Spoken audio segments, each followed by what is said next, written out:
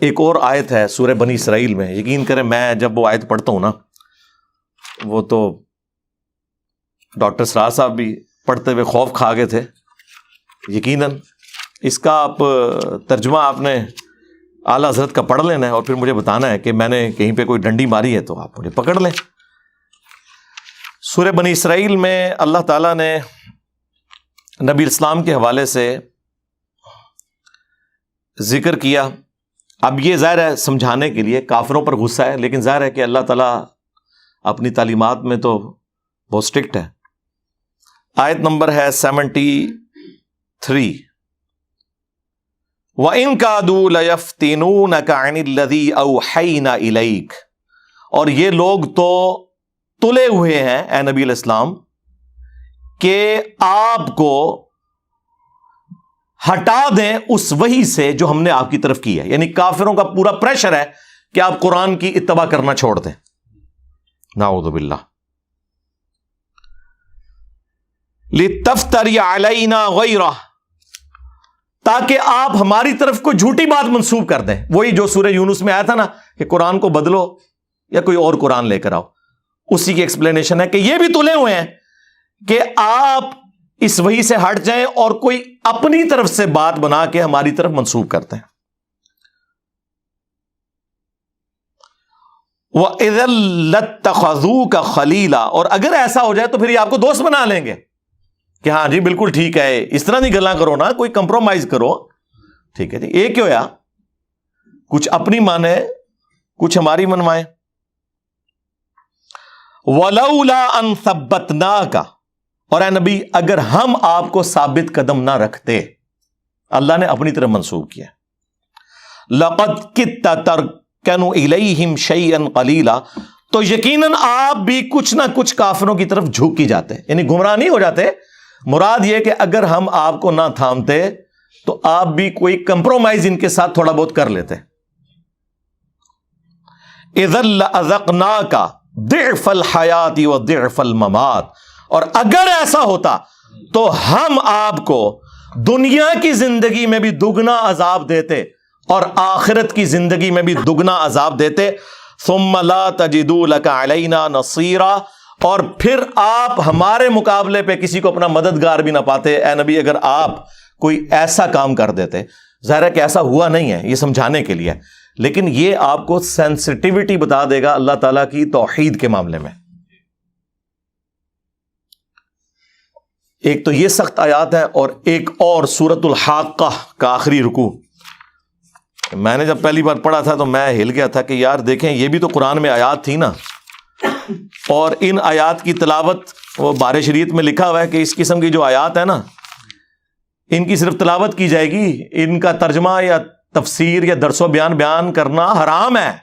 ہاں جی ہاں، یعنی وہ اللہ کو ٹیچ کرنا چاہ رہے ہیں کہ یہ تو نے جو قرآن نازل کیا ہے نا، یہ ہم ڈیسائیڈ کریں گے کہ کون سی چیز پڑھنی ہے کون سی نہیں۔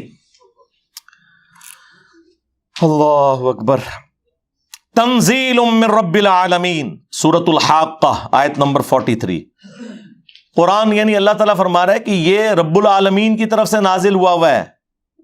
وَلَوْ تَقَوَّلَ عَلَيْنَا بَعْضَ الْأَقَاوِيلِ، اور اگر یہ نبی علیہ السلام ہماری طرف کوئی بات منسوب کر دیتے نا خود سے، لَأَخَذْنَا مِنْهُ بِالْيَمِينِ، تو ہم ان کا داہنا ہاتھ پکڑتے، ثُمَّ لَقَطَعْنَا مِنْهُ الْوَتِينَ، اور ہم ان کی رگے جان کاٹ دیتے، اگر یہ بھی ہماری طرف کوئی بات ایسی منسوب کرتے جو ہم نے وہی نہیں کی۔ فَمَا مِنْكُمْ مِنْ أَحَدٍ عَنْهُ حَاجِزِينَ، اور پھر تم میں سے کوئی ایک بھی ایسا نہ ہوتا جو ان کو ہم سے بچا سکتا۔ وَإِنَّهُ لَتَذْكِرَةٌ لِّلْمُتَّقِينَ، اور یہ قرآن اور نبی علیہ السلام دونوں نصیحت ہے ان کے لیے جو ڈر جائیں، جو بات مان لیں۔ یہ آیات ہیں، یہ آیات یہاں پہ یہ کنفلکٹ بن گیا کہ اس سے کوئی شان رسالت میں تنقیص ہو رہی ہے۔ میں کہتا ہوں جی ان آیات کے سوا ہمارے پاس کوئی آیتیں ہی نہیں ہیں یہ ثابت کرنے کے لیے کہ یہ کتاب رسول اللہ نے نہیں لکھی۔ جو شخص کتاب خود لکھتا ہے اپنے بارے میں یہ کچھ لکھے گا؟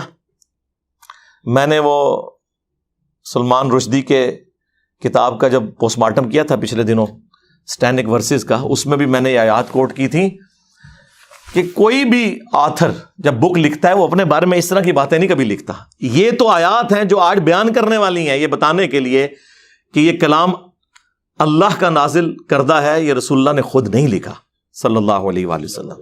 اور ہم نے اسے گستاخی کا مسئلہ بنا کے ہر بندے نے یعنی قرآن میں سے نا اپنی مطلب کی چیزیں نکالی ہوئی ہیں. کسی کو اولیاء کی گستاخی نظر آ جاتی ہے، کسی کو انبیاء کی گستاخی، کسی کو صحابہ کی گستاخی، کسی کو اہل بیت کی گستاخی نظر آ جاتی ہے. اللہ کی گستاخی نہیں جی آج تک منو کدھر نظر آئی.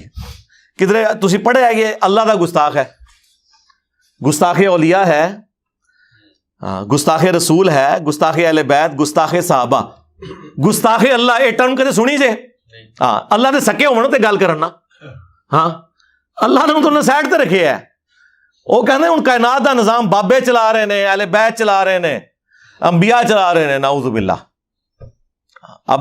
اب یہ یعنی وہ بعض تو منہ سے بول کے کہتے ہیں، بعض بغیر بولے ہوئے کہہ رہے ہوتے ہیں.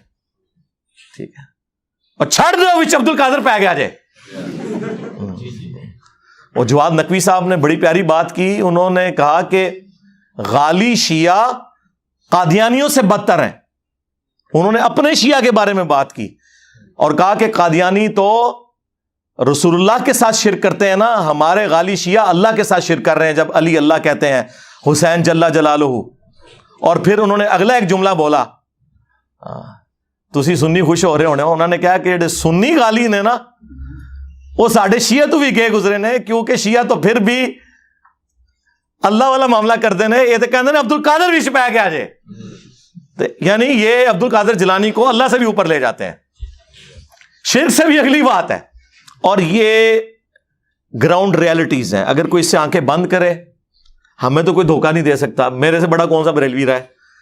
31 سال تک میں بھی بریلوی رہا ہوں. ہمیں پتا تھا کہ یہ سب کچھ اسٹیبلش عقیدے ہیں ان کے، عوام میں بتانے کے لیے کچھ، خواص میں بتانے کے لیے کچھ، کتابوں میں لکھنے کے لیے کچھ، جوڈیشری میں ثابت کرنا پڑے تو کچھ